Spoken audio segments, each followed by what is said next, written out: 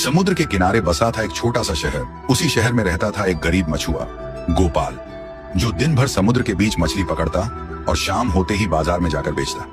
गोपाल अपनी माँ और छोटी बेटी छुटकी के साथ रहता था। पत्नी छुटकी को जन्म देते ही इस दुनिया से चली गई थी। उसकी जिंदगी मुश्किल थी। माँ हमेशा बीमार रहती थी और बेटी घर में अकेली खेलती थी। एक दिन माँ की तबीयत अचानक खराब हो गई। डॉक्टर ने कहा ऑपरेशन करवाना पड़ेगा, वरना ज्यादा देर नहीं।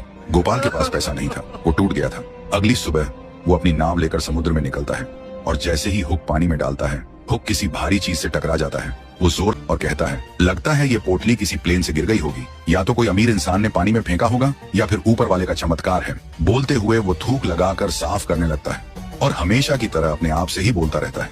गोपाल के नसीब भी ना, पिछली बार तो मछली भी प्लास्टिक निकली थी, अब देखते हैं ये क्या निकलता है। बस इतना कहते ही चिराग चमक उठता है, लहरों का बवंडर उठता है, नाव हिलने लगती है और चिराग से निकलता है जिनी। जिनी बोलता है, मैं हूँ इच्छाधारी चिराग का सेवक। गोपाल चौंक के बोलता है, अरे बचपन में रेडियो सुना था, अब चिराग बोल। हर इच्छा का अपना हिसाब किताब होता है। फिर आंख घुमाकर कहता है, सीधा बोल रहे मछुआ, तेरी पहली इच्छा क्या है? टाइम जाया मत कर, मैं ओवर टाइम काम नहीं करता। गोपाल आंखों में आंसू लेकर बोलता है, मुझे कुछ नहीं चाहिए, बस मेरी माँ बच जाए। जिनी चुटकी बजाता है, बिजली चमकती है और सब अंधेरा। अगली सुबह माँ अस्पताल के बेड में बैठी थी। डॉक्टर हैरान होकर बोलता है, मिरेकल है रे गोपाल। गोपाल खुशी से चिल्ला पड़ा, तू ठीक हो गई माँ। लेकिन घर पहुंचते ही उसने देखा घर के सामने लोगों की भीड़ जमा थी। पड़ोसी दौड़ और देखता है छुटकी जमीन पर बेहोश, उसका एक पैर टूट चुका था। वो वहीं गिर के रोने लगता है और चिल्ला चिल्ला कर बोलता है, ये क्या हो गया रे छुटकी, मेरी बेटी। फिर रात में गोपाल दुखी होकर अकेला बैठा था, आंखों में आंसू और दिल में तूफान। वो धीरे से बोल रहा था, पहले पत्नी चली गई, फिर माँ बीमार पड़ी, अब माँ तो ठीक हो गई, लेकिन मेरी बेटी का पैर चला गया रे।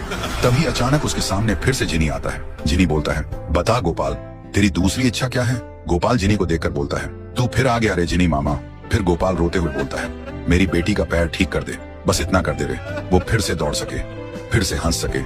जिनी एक छुटकी बजाता है और कहता है, जा तेरी इच्छा पूरी हुई।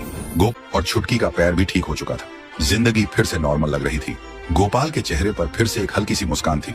लेकिन अगले दिन सुबह वो मछली पकड़ने के लिए निकलता है। जैसे ही वो अपनी नाव के पास पहुंचता है, आसमान से एक जोर की बिजली गिरती है, नाव टुकड़ों में बिखर जाती है और पानी में बह जाती है। गोपाल वहीं खड़ा रह जाता है, चेहरे पे शौक और आंखों से सिर्फ एक ही लफ्ज निकलता है, अब क्या बचा रे मेरे नसीब में।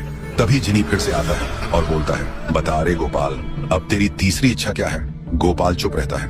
उसके चेहरे पे ना आंसू हैं, ना मुस्कान, बस एक थकान और आंखों में गुस्सा। वो मन ही मन बोलता है, जब से ये साला जिनी मेरी जिंदगी में आया है, तब से मेरा जीना और ज्यादा मुश्किल हो गया रे। रुक जरा, साले को अभी बताता हूँ। फिर गोपाल चीख कर कहता है,